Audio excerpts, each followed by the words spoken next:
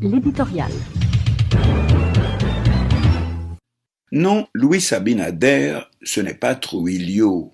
L'actuel président dominicain n'y va pas par 4 chemins, copiant ses méthodes directement dans le même laboratoire que Adolf Hitler.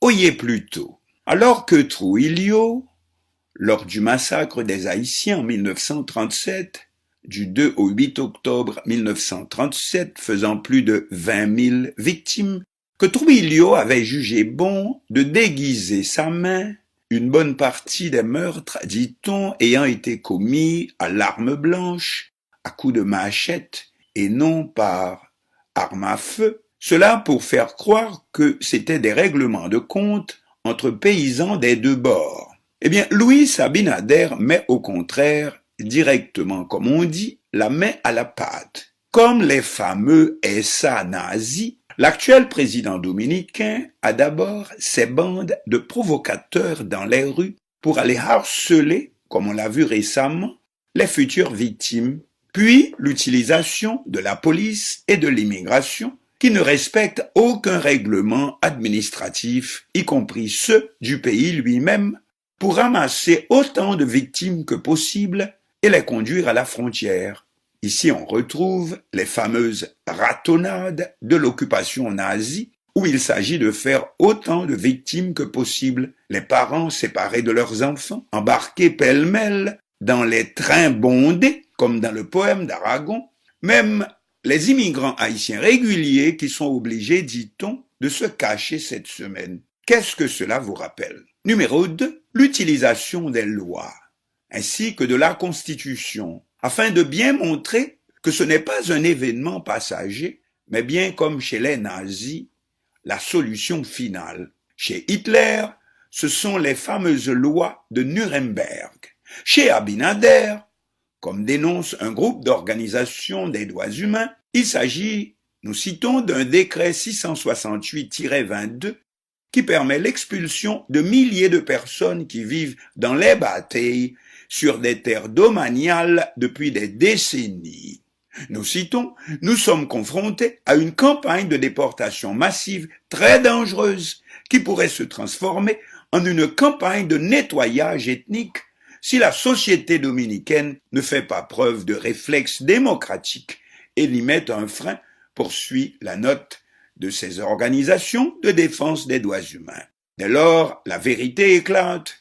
Il ne s'agit pas que d'immigrants illégaux haïtiens. Ceux-ci ne sont qu'un prétexte. Comme disaient autrefois les nazis du peuple juif, il s'agit de débarrasser le pays de cette chienlit, c'est-à-dire l'espèce dénommée haïtien, cette autre race, c'est-à-dire le noir, comme clairement précisé dans la protestation par les organisations des droits humains, nous citons. Nous rejetons ces menaces et la recrudescence des persécutions racistes contre les immigrants haïtiens, contre les Dominicains d'origine haïtienne, contre les Dominicains noirs. Et plus loin, nous rappelons qu'environ 200 000 Dominicains d'origine haïtienne sont actuellement dénationalisés à la suite du jugement 168-13 et que des milliers d'Haïtiens qui ont vécu et travaillé pendant des décennies dans le pays n'ont pas de résidence légale en vertu d'une politique délibérée de non-régularisation migratoire appliquée par des gouvernements successifs. Et toujours selon ces organisations de défense des droits humains, Luis Abinader a aggravé la situation en publiant le décret 668-22 ce 11 novembre, dans lequel il allègue des raisons de sécurité nationale pour ordonner l'expulsion massive d'Haïtiens et de Dominicains d'origine haïtienne qui vivent depuis des décennies dans les batailles, dans des plantations de canne à sucre qui sont des terres domaniales.